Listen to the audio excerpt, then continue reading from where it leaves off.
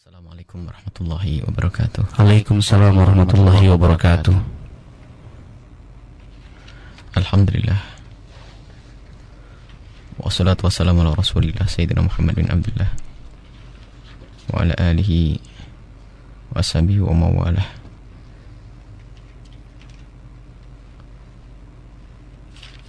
Amma ba'du. Para pendengar dimanapun Anda berada, alhamdulillah, mari kita bersyukur kepada Allah atas karunia-Nya hingga pada pagi hari ini kita bisa melanjutkan silsilah kajian atau silsilah pembahasan tentang hal-hal yang perlu untuk dipertajam pemahaman kita akan hal-hal tersebut bukan karena ulama tidak pernah membahasnya. Ini sudah jelas, hanya ada sebagian orang yang tiba-tiba membuat atau menjelaskan hal ini dengan cara yang berbeda, dengan pemahaman yang berbeda, sehingga tidak jarang mereka itu membuat keresahan di masyarakat, yaitu masalah ziarah kubur. Kalau masalah ziarah kubur sudah sangat jelas, ziarah kubur adalah sunnah. Ziarah kubur adalah sunnah. Nabi Muhammad pernah melarang, kuntu nahaitukum an ziyaratil kuburi fazurha fa innaha tudzakirukumul akhirata. Aku pernah melarang kalian ziarah kubur. Maka saya melarang ziarah kubur. Ala fazurha, maka setelah itu ziarahilah. Jadi semula memang pernah ada larangan dari Nabi sallallahu alaihi wasallam, akan tapi setelah itu ziarah kubur menjadi diperkenankan oleh Nabi sallallahu alaihi wasallam. Nah, yang harus kita fahami bahwa kalau memang masalah ziarah kubur ini adalah sunnah, itu sudah merupakan kesepakatan para ulama. Tidak ada yang berbeda di dalam hal ini. Dan juga tidak ada beda apakah kubur itu ada di dalam kota atau di luar kota. Luar kota. Iya. Karena tidak ada keterangan dari Nabi sallallahu alaihi wasallam perbedaan antara di dalam dan di luar kota. Yang jelas ada himbauan dari Nabi untuk kita ziarah kubur. Hanya ada orang yang mencoba merubah ziarah kubur itu, kalau di dalam kota boleh, di luar kota tidak boleh. Subhanallah. Dengan bersandarkan satu hadis yang sangat jelas, la tushaddur rihalu ila thalath masajid. Tidak perlu kita mengencangkan tali kendaraan kita. Kalau dalam zaman dulu itu onta, maksudnya tidak perlu kita mengkhususkan untuk sebuah perjalanan jauh, kecuali ketika tempat, yaitu ketika Masjidil Haram, Masjid Nabawi, dan Masjid Aqsa. Anehnya, dan memang sungguh aneh, dan tidak tahu ini pemahaman ini kok masih saja berusaha untuk digembar-gemborkan. Kalau kembali kepada salafun saleh, beliau tidak memaknai ini ke kubur sama sekali. Tidak ada urusan kekuburan di sini. La tushaddur rihalu illa thalath masajid, itu tidak boleh kita melakukan perjalanan khusus kecuali ketiga masjid ini. Ini para ulama sudah membahas dengan jelas. Di dalam urusan bahasa pun tidak nyambung. Kalau dimaknai ke kubur, la tushaddur rihalu illa al-maqabir. Salah. Jadi dari istisna mufasil itu tidak, aslinya istisna itu harus mutasil dalam bahasa Indonesia, dalam bahasa Arab itu. Istisna itu mutasil, mestinya apa? Antara yang dikecualikan dan yang dikeluarkan, dan yang antara pengecualian. Istisna dan mustatsna minhunya, sesuatu yang mengecuali dan yang dikecualikan itu harus sama. Misalnya begini, la tushaddur rihalu ilal masajid illa ila la tushaddur rihalu ilal masajid illa ila thalathati masajid. Tidak boleh kita mengencangkan kendaraan, maksudnya melakukan perjalanan khusus ke masjid manapun kecuali ketiga masjid. Itu baru nyambung. Dan memang ulama paham semacam ini, bahwa tidak diperkenankan kita melakukan perjalanan khusus untuk menuju masjid hanya gara-gara nazar yang pernah kita nazarkan. Misalnya, aku nazar sholat di masjid Istiqlal. Misalnya dari Jawa Timur, dari sini aku nazar sholat di masjid Ampel, Surabaya. Maka untuk memenuhi nadar ini tidak perlu kita pergi ke sana. Akan tapi cukup dimanapun masjid kita bisa melakukannya. Cuman yang namanya orang salah faham, ada memaksa dan memaksa. Bagaimana ziarah ke masjid ini dimasukkan ke bab kuburan. Dan ini tidak ada sama sekali. Jadi sudah jelas itu adalah kelemahan dari pemahaman orang tersebut. Dan ini bukan masalah khilaf sebabnya. Ini masalah kesalahpahaman. Bukan masalah khilaf, tidak bisa dipaksakan, secara bahasa tidak nyambung. Dan para ulama dulu juga tidak memahami makna ini. Jadi kalau ada orang memaksa, wahai kaum muslim, barangkali Anda di hadapan Anda ada selebaran yang dibagi-bagi, mengutuk orang ziarah kubur, hanya apalagi ziarah Nabi SAW sampai mengatakan haram ziarah Nabi SAW, bagaimana? Termasuk orang ziarah waris songo itu adalah haram. Karena apa? La tusyaddu rihalu ila thalath masajid. Jadi masjid itu dengan kuburan itu nyambung atau tidak? Tidak diperkenankan kita melakukan perjalanan ke kuburan kecuali ke 3 masjid. Ajib. Sekarang orang dalam berbahasa saja nggak nyambung, nggak kena ini. Tidak boleh kita melakukan perjalanan khusus keluar kota ke kuburan kecuali ketiga masjid. Mestinya ketiga kuburan, bukan ketiga masjid. Tapi ini ketiga masjid berarti yang dikecualikan di situ adalah masjid juga. Tetapi yang namanya salah paham ya terus begitu beranggur.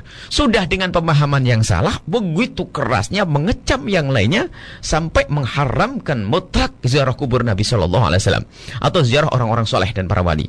Tidak tahu dari mana pemahaman ini. Coba Anda cermati, wahai Anda yang paling rendah di dalam memahami bahasa Arab, yang pakai jurumiyah saja nahunya, ya. Anda bisa faham atau tidak? La tusyaddu rihalu illa thalath masjid. Tidak boleh kita melakukan satu perjalanan khusus kecuali ke 3 masjid. Maksudnya perjalanan khusus ke masjid. Jadi kalau kita nazar sholat di masjid yang ada di Singapura sana, maka tidak perlu kita ke sana. Kita bisa sholat di masjid kita yang ada di tempat kita sendiri. Akan tapi kalau kita nazar untuk sholat di Masjidil Haram, kita harus ke Masjidil Haram, Masjidil Aqsa harus ke Masjidil Aqsa, ke Madinah harus ke Masjid Nabawi. Nanti boleh menunaikan nazar di masjid yang lebih gede, boleh. Misalnya kalau ada orang nazar di Masjidil Aqsa, boleh dilaksanakan di Masjid Nabawi, karena martabatnya Masjid Aqsa adalah setelah Masjid Nabawi. Jadi kalau orang menazar Masjid Nabawi, boleh dilaksanakan di Masjid Mekah. Tapi kalau nazar di Masjid Mekah, tidak boleh dilakukan di masjid lain. Ini pembahasan masalah nazar untuk ke masjid. Baik. Jadi kalau masalah ziarah kubur sudah sangat jelas bahwasanya ziarah kubur itu adalah sunnah. Dan sangat sunnah yang dikukuhkan itu. Karena fa inna tadzakirukumul akhirata, ini akan mengingatkan kita akan akhirat, ya. Dan itu sungguh sesuatu yang sangat baik. Jadi tidak ada permasalahan di dalam masalah ini. Nah, dan mereka yang mengatakan yang membid'ahkan orang ziarah kubur itu, mereka juga tidak bisa lepas daripada masalah-masalah ini.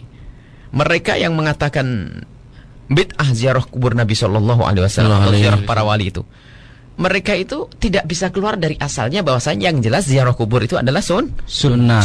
Mereka tetap mengatakan sunnah. Cuman permasalahannya setelah mereka mengatakan sunnah, mereka tercemar oleh pemahaman itu. Karena ziarah kubur sangat jelas.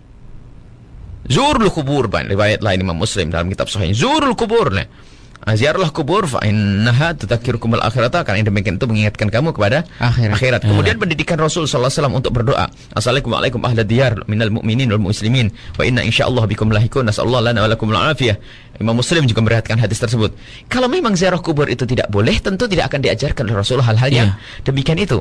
Baik, jadi kita boleh datang ke kuburan dan berziarah, subhanallah, untuk mendoakan, untuk kita belajar, melembutkan hati kita. Siapa yang melarang ini semuanya? Baik. Nah, kemudian nanti ada pembahasan lain masalah tawasul bagaimana. Ini sangat jelas ya. Tawasul sudah sangat jelas. Bisa saja ini kita pisah pada pertemuan yang datang. Hanya kita perlu rinci saja.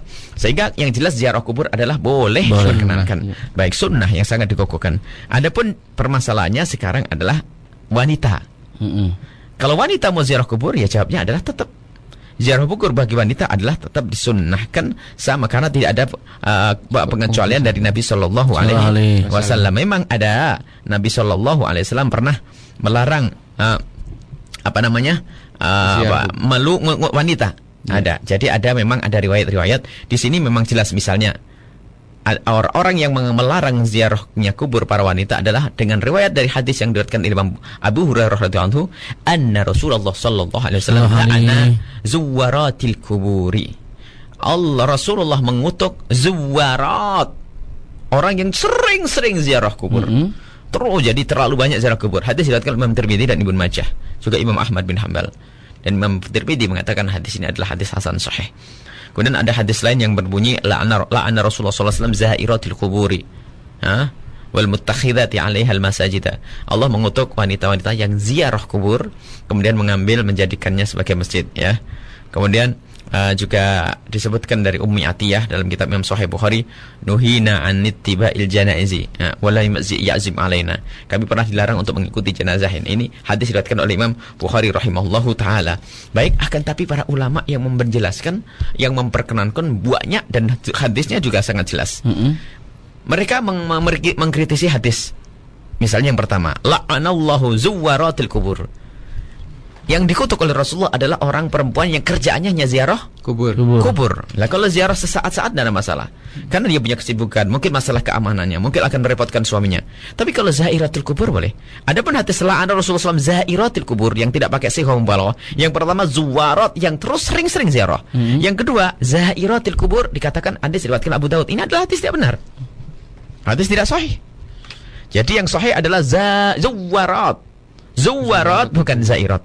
Zuwarat adalah orang yang sering-sering ziarah kubur, terus-terus ziarah kubur. Baik, ini adalah keterangan daripada orang yang memperkenankan. Adapun dalil-dalil orang yang memperkenankan ziarah kubur, wah jelas banyak. Bagi wanita maksudnya, yang wanita ziarah kubur disebutkan dalam kitab Sahih Muslim, Nabi Shallallahu Alaihi Wasallam pernah mengajari Siti Aisyah. Waktu Siti Aisyah bertanya, kaifa aqulu lahum ya Rasulullah, bagaimana apa yang aku ucapkan di saat aku ziarah kubur kepada mereka itu ya Rasulullah. Rasulullah tidak mengatakan Aisyah haram, enggak. Tapi mengatakan kuli. Katakanlah wahai Aisyah, assalamu ala ahli diyari minal mu'minina wal muslimin, yarhamullahu al-mustaqtibina minal mustakhirin, wa inna insyaallah bikum lahikun. Ini disebutkan dalam kitab Sahih Muslim. Siti Aisyah bertanya kepada Rasulullah, apa sih yang aku baca ketika ziarah kubur? Bukan apa yang mereka baca. Yang ngomong Siti Aisyah, apa yang aku baca? Berarti ziarah atau tidak Siti Aisyah? Ziarah apa yang aku baca, dan diizinkan oleh Rasul sallallahu alaihi wasallam. Kemudian hadis riwayat dari Sayyidina Anas bin Malik, dari Sayyidina Anas, Imam Bukhari dan Imam Muslim yang meriwayatkannya. Begitu bunyinya, marron Nabi sallallahu alaihi wasallam, Nabi Muhammad melewati bimra'atin, seorang wanita, tabki inda qabrin, menangis di kubur. Ada seorang wanita kelihatan di kubur dan menangis. Nabi Muhammad kemudian berkata, ittaqillaha wasbiri, takutlah kepada Allah dan sabarnya. Faqalat ilaika anni, karena dia tidak kenal Nabi. Begitu mungkin tersinggung, pergi kau. Nabi Muhammad diusir. Innaka lam tusab bi musibati, engkau tidak merasakan musibahku. Dan perempuan ini tidak kenal Nabi. Setelah dikasih tahu kalau itu Nabi, langsung mencari ke tempatnya Nabi sallallahu alaihi wasallam. Kemudian salah satu Nabi Muhammad mengingatkan, sabar itu adalah di waktu yang pertama kali. Di saat ada musibah pertama sabar baru benar. Setelah itu tidak sebut sabar. Nah, dari hadis ini coba Nabi waktu melihat perempuan itu mengajari cara ziarah yang benar, bukan nangis-nangis begitu, bukan mengatakan Nabi Muhammad, ibu jangan kau ziarah, tapi isbiri, sabar. Ittaqillah, takutlah kepada Allah di situ. Bukan Nabi mengatakan kamu jangan ziarah, tidak pernah melarang Nabi Muhammad ziarah hanya perempuan. Ini kemudian dan kemudian riwayat lain dari Ibnu Hajar Al-Asqalani juga meriwayatkan di dalam kitab Fathul Barinya, menjelaskan di dalam kitab Fathul Barinya tentang menjelaskan bahwasanya dengan jelas bahwasanya Imam Qurtubi seorang dari salaf mengatakan bahwasanya menjelaskan tentang kisah hadis tersebut, memang wanita itu menangisnya berlebihan. Sehingga Rasulullah perlu menegur. Jadi yang dilarang adalah tangisnya yang berlebihan. Baik. Kemudian hujah yang lainnya, telah datang riwayat yang jelas tentang para sahabat-sahabat wanita Nabi sallallahu alaihi wasallam itu berziarah seperti Siti Aisyah radhiyallahu anha. Beliau juga berziarah kepada saudaranya Abdurrahman bin Abi Bakar. Sampai waktu itu fakilalah, waktu beliau ziarah ke tempatnya Sayyid Abdurrahman bin Abi Bakar, beliau ditanya, "Alaisa qad nahan Nabi sallallahu alaihi wasallam an dzalik?" Bukankah Nabi pernah melarang perempuan ziarah wahai Siti Aisyah? Na'am, kana naha thumma amara bi ziyaratiha. Nabi pernah melarang, tapi setelah itu memerintahkan untuk ziarah. Baik. Qala Rasulullah SAW, kuntu nahaitu an ziyaratil kubur fazuruha. Hadis riwayat Tirmidzi dengan isnad sahih. Fa innaha tudzakkirul akhirata. Di dalam Sahih Muslim, fa innaha tudzakkirul akhirata. Ini tidak ada pengecualian bahwasanya diperkenankan bagi siapapun untuk ziarah kubur, bahkan bagus karena itu mengingatkan kematian, dan situ tidak ada pengecualian, tidak beda dengan wanita, laki dan wanita sama. Nah, setelah itu yang perlu diperhatikan ternyata bukan masalah hukum ini. Kalau hukum ini sangat jelas, adab dan tata krama. Maka yang perlu diperhatikan adalah adab dan tata krama. Adab dan tata kramanya. Karena ya saya harus jujur, kita harus netral memandang pecinta-pecinta ziarah kubur para wali ini. Yang kurang adalah adabnya. Adab, akhlak. Misalnya seorang wanita tidak diperkenankan keluar untuk ziarah kubur kecuali dengan mahramnya di tempat yang jauh. Iya. Kalau dia bepergian lebih dari 2 marhalah, maksudnya kalau bepergian di tempat yang boleh dikosor, sholat itu dan dijamak yang boleh dikosor, maka perempuan itu harus ditemani oleh bapaknya, anaknya atau saudaranya. Kalau tidak pakai mahram tidak diperkenankan. Maka ini yang harus diperhatikan. Maka kami himbau anda wahai ibu-ibu yang gemar ziarah kubur, anda harus perhatikan. Ketahuilah jika anda ternyata tidak ada mahram yang menyertai anda, maka anda tidak usah ziarah kubur, anda doa di kamar anda pun nyampe kepada Allah. Subhanallah. Nyampe nanti. Doa-doa itu akan dikabul oleh Allah. Jadi tidak harus anda memaksakan pergi ke tempat kuburan kalau memang tidak ada yang menemaninya. Ini yang pertama. Jadi kalau memang anda adalah dalam keadaan tidak ada yang menemani, tidak ada mahramnya, maka anda tidak usah pergi. Satu. Yang kedua, jika di tempat kuburan tersebut terasa tidak aman, misalnya terlalu berdesak-desakan sehingga menempel antara badan dengan badan, laki dengan perempuan berdesakan, maka menjadi haram dalam hal ini jika anda tahu. Kalau anda tahu masih memaksa masuk ke sini, maka haram. Mohon maaf, ini adalah yang sering terjadi. Hanya karena ngejar Jumat Kliwon atau Jumat Legi di mana itu. Tidak perlu. Anda kalau pengen ziarah ke kubur para wali, ambil waktu yang sepi, wahai para wanita. Karena apa? Berdempetan laki dengan perempuan adalah hukumnya haram. Dan Anda harus yakin bahwasanya dengan keharaman yang Anda lakukan menjadikan tidak dikabul doa Anda. Anda tidak usah memaksakan. Memang ziarah kita harus kita kembalikan. Kita netralkan masalah ini. Ziarah kubur adalah sunnah. Bagi wanita pun sunnah. Tapi tolong adab dan tata keramanya. Dan di kubur pun Anda harus punya adab. Mohon maaf, tidak pakai dandan yang berlebihan. Masya inda amnil fitnati. Di saat aman fitnah. Fitnah itu apa? Anda terganggu dan Anda mengganggu. Mungkin Anda termasuk orang yang dandanannya berlebihan. Maka Anda tidak usah ke kubur. Adapun kalau Anda ingin berdoa dari rumah Anda sendiri pun akan nyampe, insyaallah. Jadi yang harus perhatikan tentang ziarah. Yang pertama masalah bepergiannya seorang wanita. Yang kedua adalah masalah adab di tempat kuburan tersebut. Yang kadang Masya Allah luar biasa berdesak-desakannya, dipikir itu menjadi sebab pengkabulan doa. Oh enggak, jika laki perempuan berdesakan seperti itu, maka itu menjadi haram. Kalau Anda tahu kok masih masuk, maka akan mendapatkan dosa, dan karena dosa Anda, maka justru tidak diterima doa-doa Anda oleh Allah Subhanahu wa Ta'ala. Kelihatannya ini yang kami tekankan. Kalau masalah ziarah kubur sudah sangat jelas kecuali untuk orang-orang yang aneh. Jadi ziarah kuburnya wanita juga diperkenankan. Anda khususnya ziarah orang tua dan sebagainya. Jadi masalah ziarah kubur, jangan rasa pusing lagi. Jadi sangat jelas hujjahnya. Para wanita Anda pun boleh ziarah kubur wali dan ziarah Nabi sallallahu alaihi wasallam. Baiknya. Akan tetapi ternyata yang diperlukan adalah adab dan tata krama. Yaitu tidak diperkenankan seorang wanita keluar ke tempat yang jauh kecuali dibarengi dengan mahram suaminya.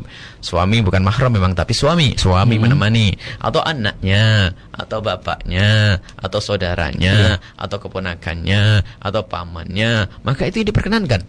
Setelah itu, kemudian yang kedua adalah cara atau tempat yang kita ziarahi terhormat atau tidak terhormat. Kalau di situ banyak laki-laki yang mohon maaf matanya jelalatan dan sebagainya, juga Anda tidak perlu wahai wanita untuk tempat tersebut. Atau di situ berdesak-desakan, Anda tidak perlu. Akan tapi ternyata ini semua tidak pernah didengar oleh para wanita-wanita, dan ketahuilah Anda akan rugi jika Anda ziarah kubur dengan melanggar Allah. Bukan Anda dikabul doanya, malah justru Anda dijauhkan dari rahmat Allah Subhanahu wa Ta'ala.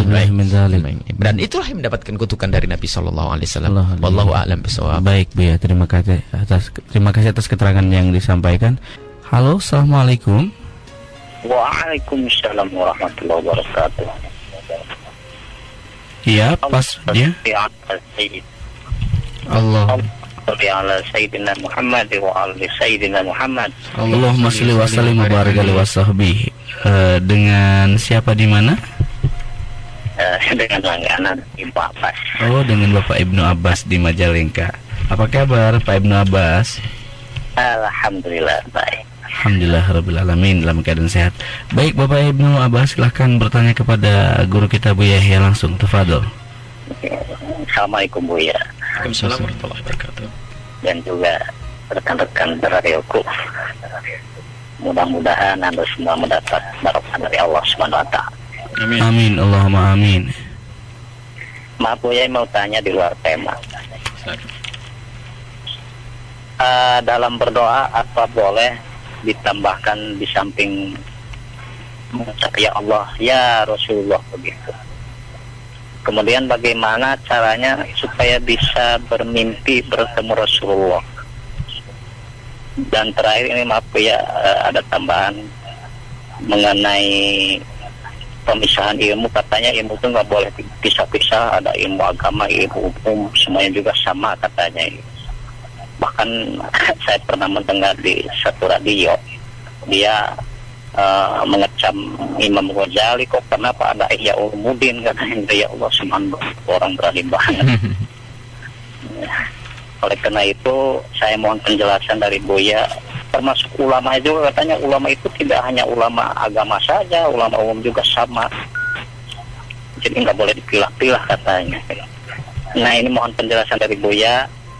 Terima kasih. Wassalamualaikum.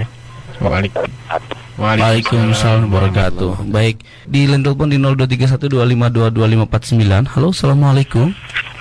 Waalaikumsalam warahmatullahi wabarakatuh. Allahumma sholli ala sayyidina Muhammad wa ala ali sayyidina Muhammad. Allahumma sholli wa sahbihi. Dengan siapa di mana? Dengan Abdullah di Plumbon.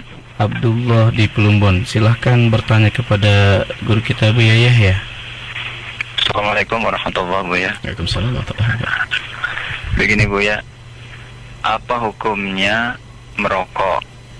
Tapi alhamdulillah saya tidak merokok, tapi di toko saya menjual rokok. Itu gimana hukum menjualnya juga? Yang kedua, bagaimana cara niat puasa mutih dan puasa di hari terakhir di bulan tersebut? Baik, cukup pertanyaan. Assalamualaikum warahmatullahi wabarakatuh. Waalaikumsalam wabarakatuh. Baik, dengan Abdullah di Plumbon, terima kasih. Baik, cukup dua pertanyaan di line telepon. Yang pertama dari Bapak Ibnu Abbas, apakah boleh dalam berdoa ditambahkan ya Allah, ya Rasulullah? Itu ya pertanyaan pertama. Kedua, kemudian bagaimana agar satu-satu mungkin. Ya. Di dalam urusan berdoa sesungguhnya hanya kepada Allah. Artinya kalau kita mohon, kata tetap pada ya Allah, kabulkan hajatku, ya Allah, berikan kepadaku ini. Itu saja. Adapun dengan Rasulullah sallallahu alaihi wasallam ini ada syubhat. Bukan mutlak dilarang. Asalkan iman kokoh. Karena Ibnu Katsir sendiri meriwayatkan tentang mentafsiri tentang wala annahum idzalamu anfusahum ja'uka fastaghfirullah wastaghfarallahumur rasul wajadullah tawwabar rahima. Di situ menceritakan tentang seorang yang datang ke kuburan dan berkata, ya Rasulullah istasqi li ummatik, ya Rasulullah istasqi. Dia meminta kepada Rasul untuk minta kepada Allah. Jadi kalau kita berdoa kepada Rasul tidak diperkenankan. Dia ada syubhat, bahkan tidak heran, tidak jauh jika dikatakan itu sesuatu kesalahan. Sebab kalau masalah syirik lain ya, sebab tidak minta hakiki kok ya. Akan tapi jelas salah kalau memang mengatakan ya Rasulullah berikan kepadaku ini misalnya begitu. Kecuali harus dimaknai, dan ini perlu pemahaman. Artinya lebih baik dihindari. Kita tidak berani mengatakan mutlak salah. Karena apa? Bisa mengatakan ya Rasulullah, karena boleh memanggil Rasulullah itu boleh. Ada riwayat begitu. Bahkan dalam hadis Imam Ahmad sendiri meriwayatkan tentang satu orang yang kehilangan kendaraannya. Di situ Rasulullah mengajarkan panggillah orang-orang yang kau cintai. Akhirnya menggol ya Rasulullah. Jadi boleh kita menyebut Rasulullah sallallahu alaihi wasallam setelah beliau meninggal, dan itu menyeru Nabi. Jadi tapi bukan maknanya berdoa kepada Nabi, bukan meminta kepada Nabi. Maka dari itu, untuk menghindari daripada dituduh oleh sebagian orang, karena memang itu harus kembali kepada niat kau ya Rasulullah. Tidak boleh itu, ya Rasulullah kabulkan hajatku ya Rasulullah. Tidak ada yang demikian tidak itu. ada. Tapi hanya kepada Allah Subhanahu wa ta'ala. Maka lebih tidak usah diberi ditambahan ya Allah ya Rasulullah, karena Allah bukan Rasulullah, kan begitu. Ya Allah kabulkan hajatku. Baru nanti istilah menyeru kepada Rasulullah, assalamualaikum ya Rasulullah, itu lain cerita. Jadi tidak, jadi jangan digabungkan antara ya Allah dan ya Rasulullah di dalam berdoa. Karena itu ada subhat besar. Padahal sesungguhnya dia tidak bisa saja tabarruk dengan menyeru Rasulullah, bukan meminta kepada Rasulullah. Misalnya yang dimintanya kepada Allah, akan tadi mengambil berkah dari menyebut Rasulullah SAW, atau latah di menyebut Rasulullah. Mungkin karena saking cintanya. Itu latah, akan tapi dia sebenarnya tidak minta ke Rasulullah SAW. Maka selagi dalam keadaan sadar, dihindari saja, mintalah kepada Allah saja. Tidak minta kepada, tidak menyebut ya Rasulullah di saat dibarengi dengan ya Allah. Baik, Bu ya. Kemudian yang kedua, kiat agar mimpi bersama Rasulullah itu Subhanallah, mimpi itu bukan disengaja begitu. Orang amal baik, banyak sholawat dekat Rasulullah, nanti akan mimpi Rasulullah sallallahu alaihi wasallam. Memang banyak ijazah-ijazah yang diberikan para ulama dan sebagainya. Akan tapi ketahuilah, mimpi Rasulullah itu sesuatu yang sangat mahal. Artinya apa? Justru dusta kalau orang ngobrol ketemu mimpi Rasulullah. Orang ulama dulu tuh kalau mimpi ketemu Rasulullah itu diam, tidak diceritakan siapa-siapa. Hanya tiba-tiba dia menjual hartanya separuh, disedekahkan untuk mensyukuri karena dia ketemu Rasulullah. Ini ada orang dikit-dikit ketemu Rasulullah. Seminggu sekali saya ketemu Rasulullah. Masya Allah. Ini jadi tidak mudah ini. Maka ditanda dusta semacam itu. Karena apa? Para ulama dahulu itu kalau mimpi Rasulullah itu justru disembunyikan. Karena apa itu? Rahasia antara dia dengan Rasulullah sallallahu alaihi wasallam. Sekarang ada orang itu, biarpun kelihatannya model kayak apapun, hati-hati dengan orang yang dikit-dikit ketemu Rasulullah. Yang menjadikan orang itu benar dia ketemu Rasulullah tentunya perilaku.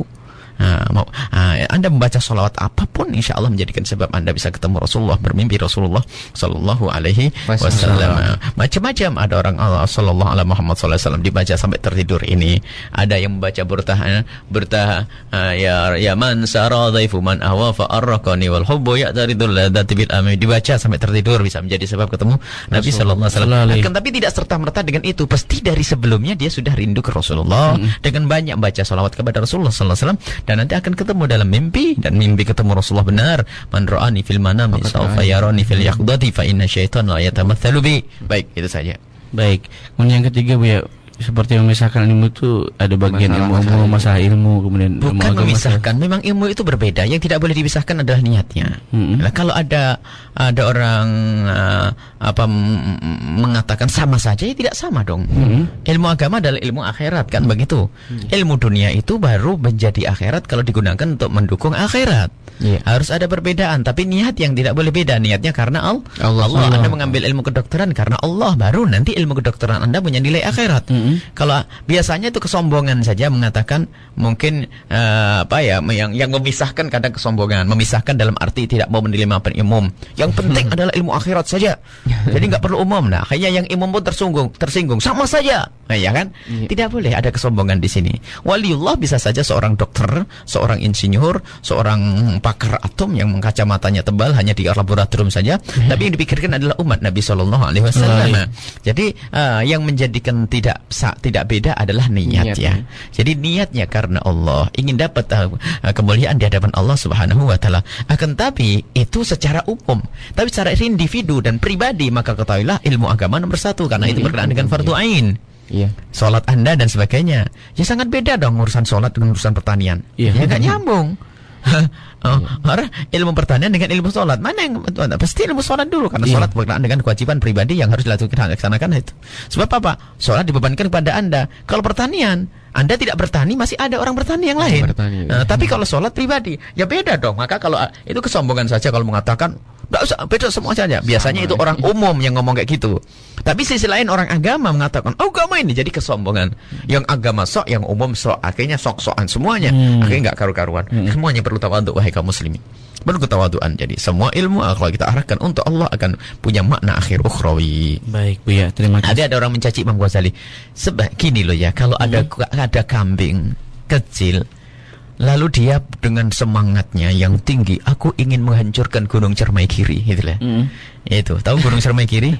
Ya biarin dong kambing kecil ya, bodoh mati itu nanti orang ganggu. Nah, orang kemarin sore orang goblok ngeblokin Imam Ghazali, ya lebih goblok. Siapa yang tahu Imam Ghazali? Imam Ghazali orang saja bingung kok mikir, bukan mikir ilmunya Imam Ghazali, mikir kok Imam Ghazali bisa nulis ini falsafah Isa ini bisa. Orang mikir Imam Ghazali kok orang goblokin Imam Ghazali ini.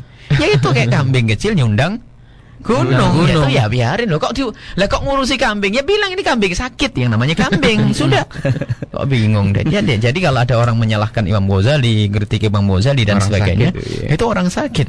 Ya. Orang dulu memang ada seperti Imam Zainuddin Al-Iraqi, tapi tidak mencaci. Waktu mentashih hadis, mengeluarkan hadis takhrij hadisnya Imam Ghazali rahimahullah taala. Beliau menemukan beberapa hadis di kitab Ihya adalah hadis yang misalnya hadis yang tidak ala asralahu, tapi tetap beradab, bukan mengatakan Ghazali goblok, hadis begini kok dimasukkan. Nggak ada begitu. Mereka penuh dengan adab. Tapi ini orang kemarin sore memang dasar pendidikannya itu memang biasanya gurunya suka mencaci maki tuh. Lidahnya tuh lidah gatal, ada ulatnya. Tajam. Baik Bu ya. Terima kasih Bu atas jawabannya, dan berikutnya ada sahabat Abdullah di Plumbon. Yang pertama menanyakan hukum merokok dan menjual merokoknya. Ini bagaimana? Karena menjual rokok katanya. Sebetulnya fasalu ahli dzikri in kuntum la ta'lamun ya. Dia seorang mujtahid di dalam mencetuskan hukum itu tentunya harus tahu semuanya. Sehingga mujtahid zaman dulu itu di samping mengerti ilmu agama, juga mengerti ilmu-ilmu yang lainnya. Termasuk Imam Syafi'i sendiri sangat mengerti ilmu kesehatan dan lainnya sebagainya. Maka seorang kiai zaman sekarang tidak bisa mengambil fatwa kecuali minta bantuan yang lainnya. Jika itu berkenaan dengan keselamatan di jalan, harus urusan dengan orang jalan. Jika berkenaan dengan kesehatan, harus bertanya kepada dokter yang ahli. Jadi tidak sah fatwanya seorang ulama jika berkenaan dengan kedokteran jika tidak disertai oleh dokter. Ini sama sekali, karena fasalu ahla dzikri. Jadi kalau saya berfatwa tentang satu hal yang ada sangkut pautnya dengan medis, kalau saya tidak tanya dulu ke medis atau tidak pakai referensi medis, maka saya dusta dan bohong, karena saya tidak ngerti ilmu kedokteran. Jadi ini maka menghormati takhasus, spesialisasi ini penting untuk digabungkan dalam satu kesimpulan bahwa ini loh hukumnya. Itu sebetulnya begitu. Dan tawadhu, saya tidak boleh kalau saya sombong waktu bangun pondok, ya bisa runtuh pondok. Saya tidak ngerti keinsinyuran, maka saya serahkan. Maka begitu lafaz ahlu ala dzikri. Jadi dalam hal ini pun kita tidak bisa melibatkan ustadz dan kiai saja berfatwa di MUI atau di organisasi masyarakat, akan tapi harus melibatkan para dokter dan sebagainya. Sekarang karena ini ada sangkut pautnya dengan kesehatan kan, tanyakan kepada dokter. Sudah, tanyakan saja kepada dokter. Dokter itu mengatakan apa tentang rokok? Biarpun dokter yang rokok sekalipun ngomong apa, kan gitu ya, jujur kan. Baik. Tapi mohon maaf Bu ya, walaupun tidak ditanyakan ke dokter, di situ kan ada keterangan merokok dapat menyebabkan gangguan jantung. Dari mana tulisan itu ditulis? Tentunya dari dokter. Semuanya karena ahlinya. Jadi pemerintah menulis itu semuanya karena ada sangkut pautnya dengan dokter.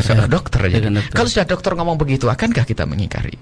Seandainya coba, apakah kalimat dokter tidak bisa beraja? Ahlinya beliau itu. Kalau kita masih memaksa dengan kesombongan kita, alangkah ruginya kita. Misalnya apa? Dokter sedang ngomong, para kiai ini air keras tidak boleh diminum, ini membahayakan. Apakah kiai langsung ngomong, halah saya tidak percaya omongan dokter, biasa minum? Itu kiai bodoh namanya. Jadi sebetulnya dalam hal ini kita tidak usah perlu dengan kesombongan. Memang kalau kita rentet dari cerita para fuqaha terdahulu, di abad keempat itu dikatakan bahwasanya merokok itu sunnah. Sunnah. Karena apa?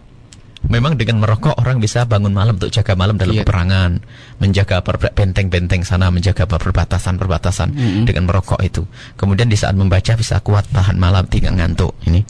Akan tapi di abad ke-8 zamannya Syekhul Islam Zakaria, setelah Syekhul Islam Zakaria, Imam Hajar dan sebagainya, Ibnu Hajar, di situ ada pertanyaan tentang itu, lalu mereka berfatwa makruh. Karena apa? Kayaknya orang rokok pada bengek kan begitu ya. Jadi akhirnya menjadi dari sunnah menjadi makruh. Nah, dari asal mubah karena asal mubah. Asal mubah karena memang menjadikan orang giat menjadi sunnah. Tapi dari asal mubah ini kok tiba-tiba orang pada bengek menjadi makruh. Itu abad ke-8, 9, 10 ya. Kemudian di akhir zaman ini sudah laboratorium manapun sudah menjelaskan bahasanya yang namanya rokok adalah membahayakan ya. Membahayakan. Coba, itu bohong atau tidak bohong sih tulisan itu? Tidak. Kalau memang itu bohong, mohon maaf. Kalau memang tulisannya bohong, ngapain dipaksain ditulis ya? Iya. Ya itu karena ada. Sebab negara ngambil keuntungan besar di balik ini. Kalau memang rokok membuat kesehatan dan sebagainya, tentu tidak akan ada tulisan itu. Ya, jadi dari dokter semuanya, bahkan dokter yang merokok, kita tanya, dokter kok ngerokok? Iya, saya sudah susah ninggal. Tapi dokter, bener enggak rokok membahayakan? Iya, membahayakan. Sebetulnya jadi kalau sudah begitu, fatwalu ahla dzikri in kuntum ta'lamun. Ini, mohon maaf, bukan saya yang berfatwa dalam hal ini. Dokter mengatakan itu membahayakan. Baik. Dan kemudian kesimpulannya, semua yang membahayakan hukumnya adalah haram, itu jelas. Iya. Dan kalau kita menjual sesuatu yang membahayakan, sama, karena kita membahayakan orang lain. Dan baik, kalau Anda tidak peduli dengan kesehatan orang lain, Allah pun tidak akan peduli dengan kesehatan Anda. Jadi yang menjual sesuatu yang membahayakan orang lain juga akan dihukum oleh Allah dengan dibahayakan urusan hidupnya nanti. Maka kalau bisa dihindari yang demikian itu. Maka ini urusan rokok. Ya, akan tapi jangan lalu keras kalau Anda mengambil keputusan rokok haram, kiai goblok, kiai gombal, juga nggak benar begitu. Kalau Anda sudah tidak bisa merokok, alhamdulillah, bersyukurlah kepada Allah. Doakan yang lain agar tidak merokok. Baik, ini adalah urusan rokok ya. Jadi kembalikan kepada ahlinya. Baik. Kalau urusan laboratorium medis dan sebagainya. Urusan insinyur misalnya, mohon maaf, pembuatan jalan tol. Pembuatan jalan tol yang menyeberang jalan raya. Itu kalau roboh bahaya enggak kepada roboh? Bahaya sekali. Diserahkan kepada siapa? Ustadz? Atau insinyur. Kalau ustadz cawe-cawe membunuh orang lain, haram untuk ustadz cawe-cawe.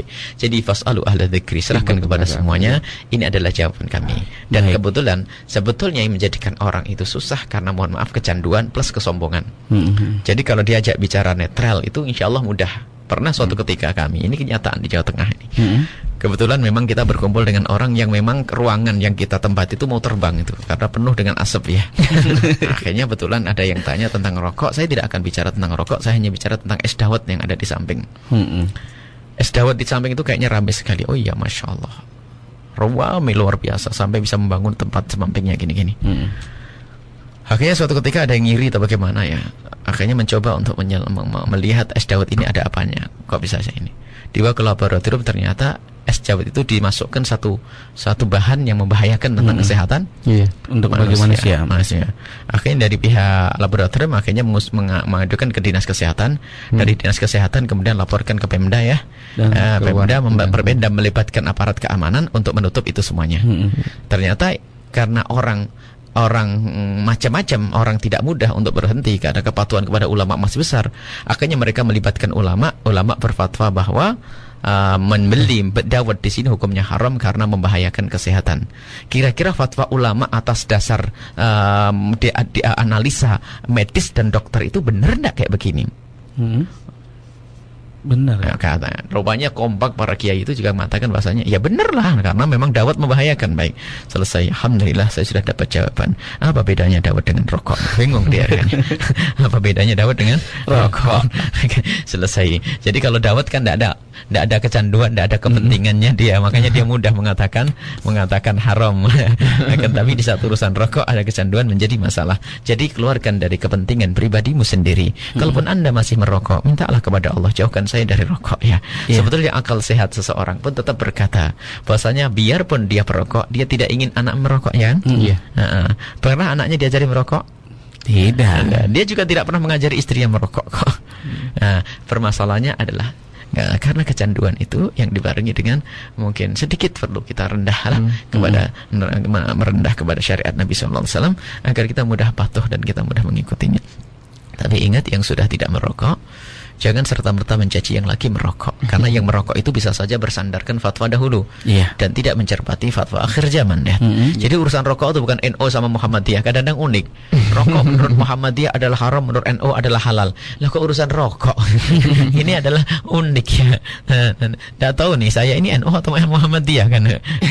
Karena ini kita kembalikan kepada kajian ilmiah tentang rokok. Selesai. Baik Bu ya, terima kasih. Pertanyaan kedua, hukum niat puasa mutih itu bagaimana Bu ya? Baik, subhanallah. Saya heran dengan puasa mutih itu sendiri. Puasa mutih nanti bukannya ada enggak? Ada kan? Ada. Pakai apa? Pakai nasi ya? Nasi. Apakah lu bahwasanya sunnah puasa itu pakai ekor kurma? Dan memang itu bukan sesuatu yang syariat dari Nabi SAW. Itu keunikan. Nggak tahu itu biasanya orang pengen terbang pengen terbang di awang-awang, pengen punya keramat tapi nggak mau ibadah banyak. Mohon maaf, tidak usah berurusan dengan yang demikian itu. Kok ada puasa mutih ya? Bagaimana kita buka itu dianjurkan dengan sesuatu yang manis kan begitu ya?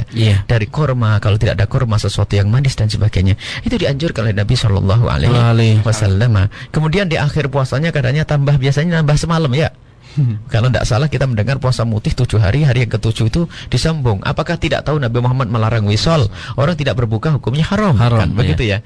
Jadi mohon maaf, puasa-puasa itu adalah puasa yang buang-buang energi. Anda kalau pengen puasa Senin Kamis, Anda kalau pengen puasa Syawal, Anda kalau pengen puasa Muharram kayak begini, puasa sebulan penuh pun boleh. Anda kalau pengen puasa adalah puasa Daud, itu saja. Tidak usah puasa macam-macam. Lihat, saya sebetulnya kalau seandainya Anda bisa sambung, niatnya apa sih mau puasa mutih?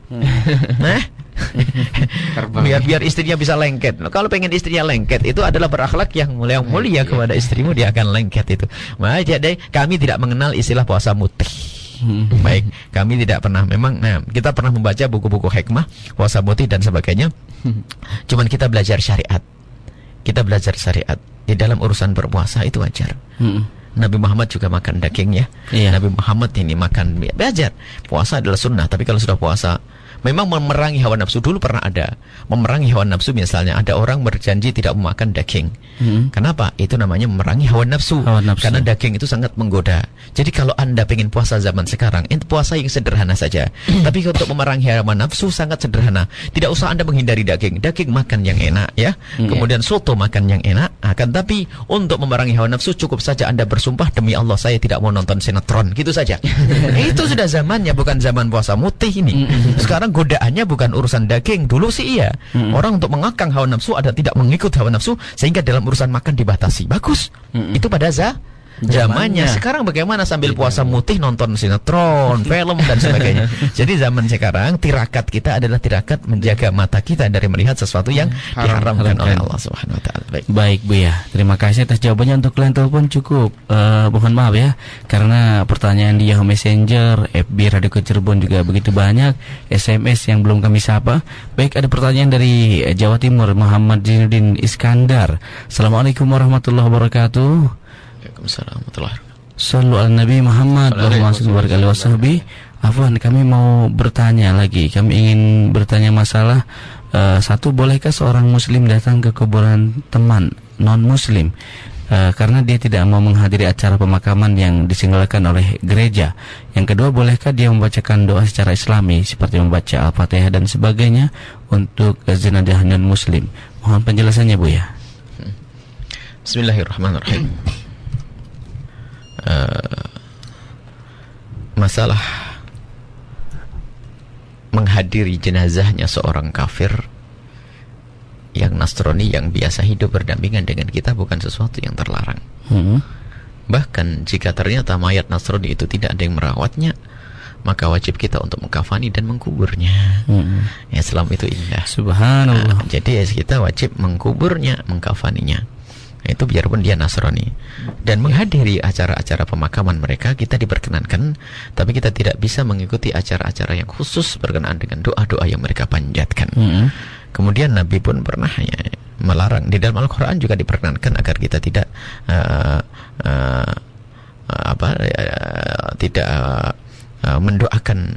mendoakan orang-orang yang telah meninggal dunia dalam keadaan kafir. Bahkan kita berdiri di kuburnya pun untuk mendoakan itu tidak diperkenankan. Tidak diperkenankan. Baik. Jadi hal-hal ya semacam itu harus dipahami. Kalau memang hadir saja boleh. Akan tapi kalau sudah mendoakan, apalagi baca Fatihah apa? Baca Al-Fatihah dan sebagainya gitu. Tidak ada perlunya yang demikian itu ya. Baik. Jadi tidak diperkenankan kita mendoakan mereka baca Fatihah untuk orang yang meninggal dunia dari orang Nasrani. Baik, itu tidak, bahkan hukumnya haram. Haram hukumnya, bukan main-main. Iya. Sebab dilarang oleh Rasulullah sallallahu alaihi wasallam. Baik Bu ya, terima kasih atas jawabannya. Berikutnya ada Tasdikin ya di Cirebon. Assalamualaikum warahmatullahi wabarakatuh Bu ya. Waalaikumsalam. Allahumma sholli ala sayyidina Muhammad Allahumma sholli wa sahbihi. Ada sebagian orang ziarah kubur yang meminta barokah pada makam keramat. Apakah seperti itu diperkenankan Bu ya? Mohon penjelasannya. Ngambil berkah itu bukan sesuatu yang terlarang. Akan tapi caranya itu yang kadang tidak benar. Bagaimana sih tabarruk yang sesungguhnya?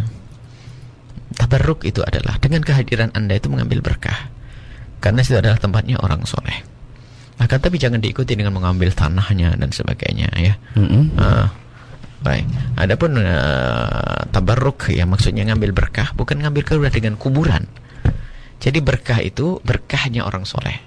Sehingga dalam doa, ya Allah kembalikan kepadaku berkat-berkat seperti yang pernah Engkau berikan kepada orang-orang soleh tersebut. Jadi ngambil berkah begitu. Itu ada. Jadi kita tabarruk itu ada. Akan tapi bukan tabarruk dengan kuburan. Akan tapi tabarruk dengan orang soleh. Dengan kita membaca Fatihah, membaca doa untuk orang soleh, itu akan dikembalikan oleh Allah kepada kita. Sebab sudah dijelaskan oleh Rasulullah sallallahu alaihi wasallam, ma min abdin muslimin yad'u li akhihi al-muslimi ala dhahril ghaibi illa qala al-malaku wa laka bimithlin. Kalau kita mendoakan orang di saat orang itu tidak ada di hadapan kita, misalnya orang telah meninggal dunia termasuk di dalamnya, maka di situ akan mengundang doa Allah Subhanahu wa taala, apa kemakabulan Allah untuk kita. Jadi kita boleh ngambil berkah dengan cara mendoakan mereka. Tapi kalau dengan cara misalnya Imam Nawawi sendiri, Imam Nawawi urusan mengusap kuburan itu beliau tidak senang. Mengusap-ngusap nisan kuburan beliau tidak senang.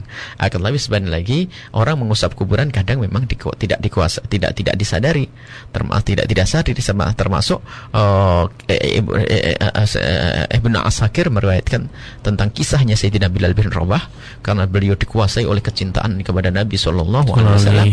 Di saat ziarah kubur Nabi Muhammad dengan derai air mata yang tidak bisa dibendung karena kangennya dengan Rasulullah, pun di saat seperti itu ternyata itabarrah. Sayyidina Bilal bin Rabah dengan tangannya beliau itu adalah langsung menempel ke kubur Nabi sallallahu alaihi wasallam, dan ternyata hal yang demikian itu bukan sesuatu yang aneh bagi Sayyidina Umar bin Khattab yang menyaksikannya, termasuk Sayyidina Abu Bakar As-Siddiq yang menyaksikannya, karena dia dikuasai kecintaannya. Akan tapi memang harus ada batasan-batasannya. Sebab yang menjadi masalah ini orang awam itu rupanya datang di situ tidak doa, tidak, dia hanya mengambil tanahnya aja pengen. Ini musibah ini. Jadi Anda datang berdoa saja, tidak usah membawa tanah dan sebagainya. Bahkan sampai ini mungkin ya mohon maaf, Anda harus meminterkan masyarakat kita. Dipikir orang yang meninggal dunia itu butuh bunga saja. Ada orang tuh aku titip bunganya kirim ya, ngirim bunga toh. Sampai ke kuburan tuh hanya naruh bunga, doa enggak dipakainya. Naruh bunga apa itu? Memang bunga itu mungkin bisa saja disamakan dengan jarit ya, dengan pelepah kurma ya. Selagi itu tidak kering akan menjadi sebab ia diampuni oleh Allah Subhanahu wa taala. Akan tapi yang bermasalah itu ke situ hanya naruh bunga saja. Bahkan kadang-kadang saya nggak sempat titip loh ya, nanti belikan di sana aku taruh di situ. Jadi ada kirim bunga. Ya padahal kirim doa dibarengi dengan bunga sebagai mengikut apa yang dilakukan Nabi dengan jarit ada.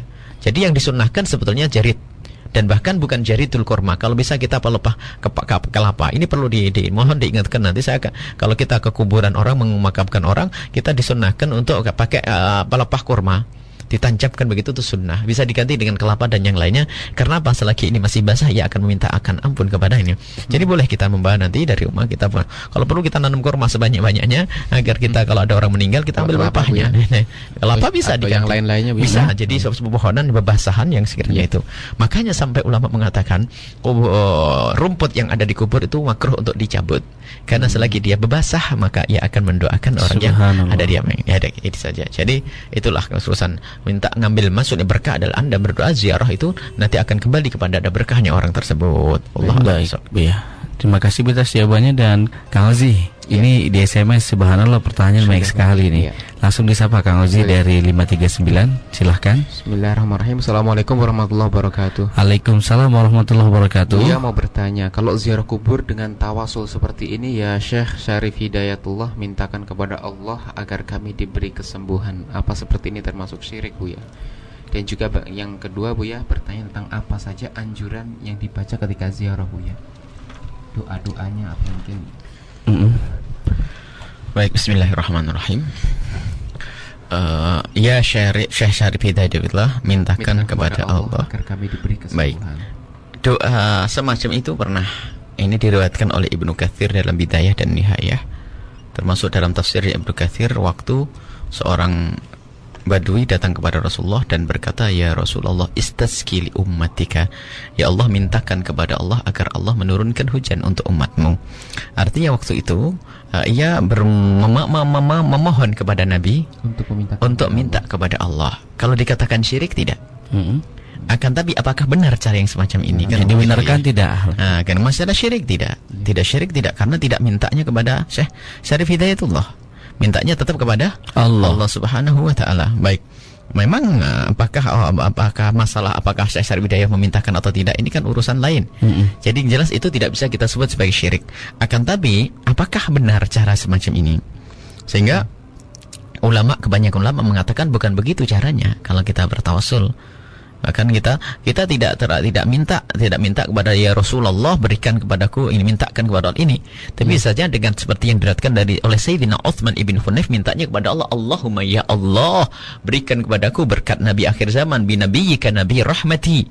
Mintanya tetap kepada Allah, bukan minta kepada orang yang meninggal dunia. Akan tapi minta seperti itu tidak dikatakan syirik. Bahkan yang menafikan kesyirikannya adalah apa?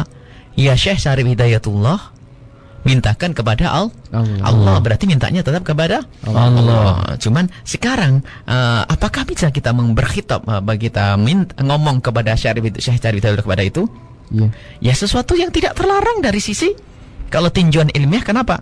Waliullah, kalau kita meyakini beliau adalah waliullah, waliullah itu bagaimana? Seperti orang mati syahid ya. Tidak akan kita katakan mereka mati, balhum ahyaun inda rabbihim yurzaqun. Mereka adalah hidup. Dan kehidupan mereka adalah kehidupan yang hakiki, yang Allah Maha tahu tentang kehidupan ini. Dan mereka mendengar kita. Akan tapi apakah nanti akan langsung memintakan kepada Allah, itu lain. Itu bukan masalah itu yang kita bahas. Jadi bukan sesuatu yang syirik yang pertama. Akan tapi ada yang lebih benar untuk kita berziarah kubur seperti yang ditanyakan pertanyaan tadi. Tapi dengan cara minta seperti itu adalah akan terjadi syubhat. Dipikir kita minta kepada Syekh Syarif Hidayatullah. Maka dari itu kesalahpahaman orang yang menuduh tawassul itu haram, bid'ah, sesat, syirik adalah karena ada doa-doa semacam itu. Ada orang-orang melakukan ziarah semacam itu sehingga mereka mengatakan bahwa meminta kepada kuburan. Cuman anehnya orang yang pernah dialog dengan kami pun ternyata kita ngomong 2 jam pun mereka masih belum paham. Sudah kita jelaskan bahwasanya tawassul itu bukan minta kepada orang mati, tapi minta kepada Allah dengan membawa orang yang soleh, membawa amal soleh. Jadi Allahumma mintanya kepada Allah. Akhirnya suatu ketika ngirim SMS yang mengatakan bahasanya tawassul itu minta kepada orang mati. Jadi sudah dijelaskan 2 jam bahasanya kita tidak minta kepada orang mati.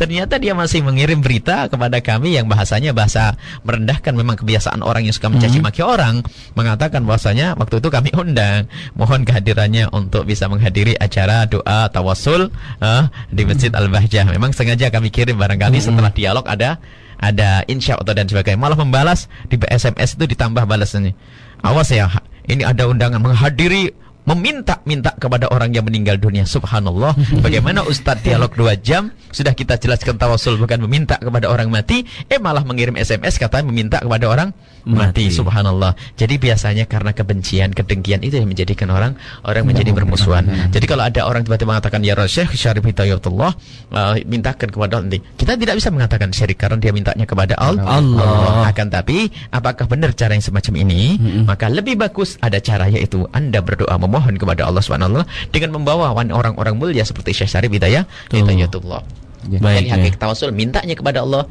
dengan membawa orang yang mulia seperti bahasa Syekh Syarif Hidayatullah. Ya Allah, kabulkan doa aku dengan pangkatnya Syekh Syarif Hidayatullah di hadapanmu. Selesai. Karena tawassul yang disepakati adalah tawassul dengan amal soleh. Dan kita amal solehnya atau amal soleh orang lain tidak ada ketentuan. Amal soleh dirinya boleh, dan amal soleh orang lain juga boleh. Siapa yang melarang amal solehnya orang lain ya? Nah, karena apa? Kalau amal soleh orang lain maknanya apa? Maknanya amal soleh itu kan sesuatu yang mulia di hadapan Allah. Tetap yang punya amal kita karena kita menghargai kemuliaan. Misalnya dengan amal solehnya Rasulullah. Jadi Rasulullah itu tidak akan kita tawasuli kecuali karena amal solehnya. Nggak ada orang tawasul dengan Fir'aun, nggak ada tawasul dengan Abu Jahal, nggak ada. Ya Allah kabulkan hajatku berkat Abu Jahal, itu nggak ada.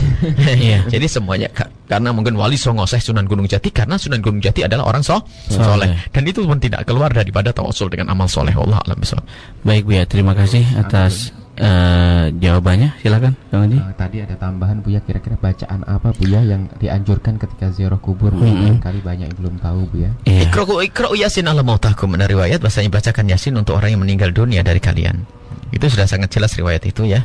Iqra'u Yasin ala mautakum. Ada orang yang mengingkari tentang hadis-hadis tersebut. Yang mengingkari. Sudah hadis jelas-jelas itu ya. Riwayat-riwayatnya sudah dijelaskan para muhadditsin tentang hadis tersebut. Sebagian ulama mengatakan hadis itu sahih.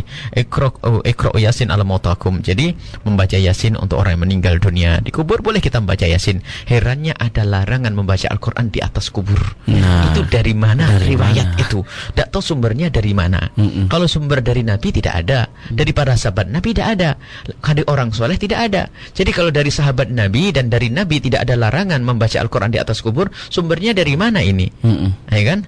Masa kita harus ngomong sumbernya dari iblis kan ya? Tidak mungkin. Tidak mungkin. Yang jelas tidak dilarang. Anda boleh membaca Quran di mana saja.